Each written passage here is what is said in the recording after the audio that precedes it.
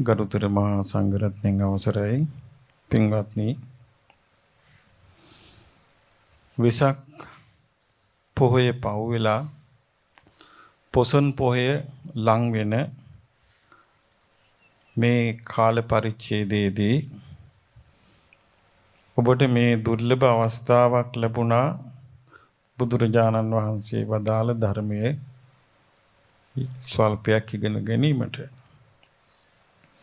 හැමත පළමු මම ඔබට විශේෂ පුණ්‍ය ත්‍යාගයක් පිරිනවන්න කැමතියි. පසුගිය වෙසක් පුන් පොහොය දවසේ